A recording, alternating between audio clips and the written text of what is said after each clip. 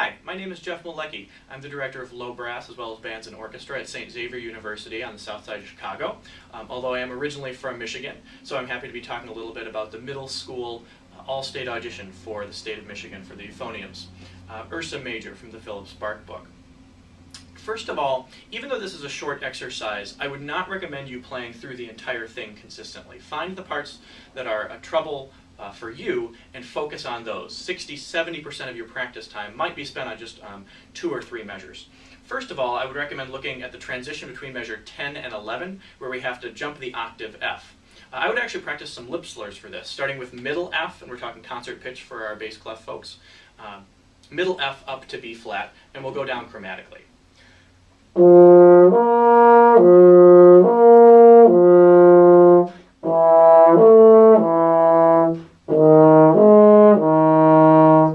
And keep going a little bit lower.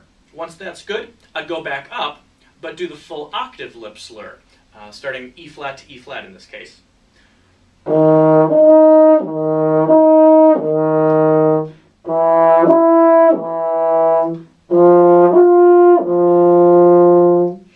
That might be a bit of a challenge, but I'm going to say try to do those octave lip slurs.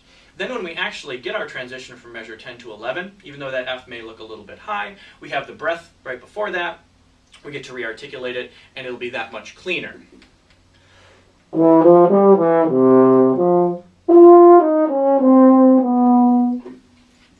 Secondly, look at measure 13 and 14. We have a lot of accidentals, some sharps and some flats. Definitely practice this slow first. I tell my students here, you should never play anything faster than you can play it perfectly. So not even the tiniest little bit of gunk in your sound. That might be quarter note equals 55, a full half tempo, but definitely use a metronome and play it slow. In addition to playing it slow and speeding it up little bit by little bit, there's a couple other things you can do. One thing is called chunking, maybe down to only 2 notes at a time.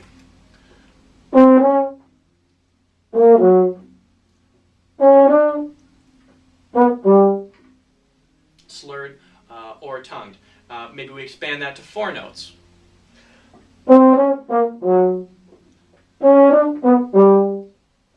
We can do 5 notes, we can do 3 notes.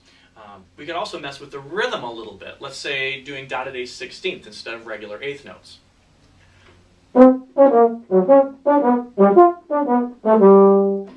If you can play it with the different, more difficult rhythms, it's going to be that much more easy when you put it together.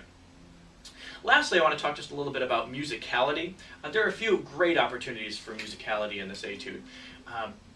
Take a look at your articulations. Notice that there's some accents and some slurs. Definitely do those, especially the accents. Make sure those get a nice little ping on the front of the notes.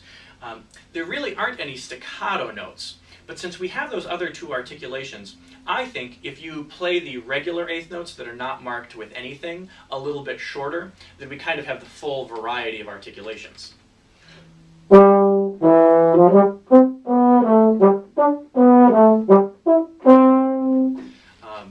By adding those short notes, there's a lot of sparkle to the piece, even though that was under tempo. Secondly, there are some opportunities for some dynamic shaping, especially at measure 9 when it comes down to piano and is legato. Definitely come as soft down as you can with your best, greatest sound.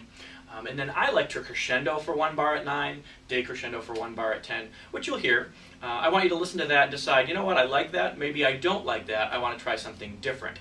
Make your choice and sell the musical product that you have. I think if you do those things, you'll be very successful. So on that note, play well and good luck.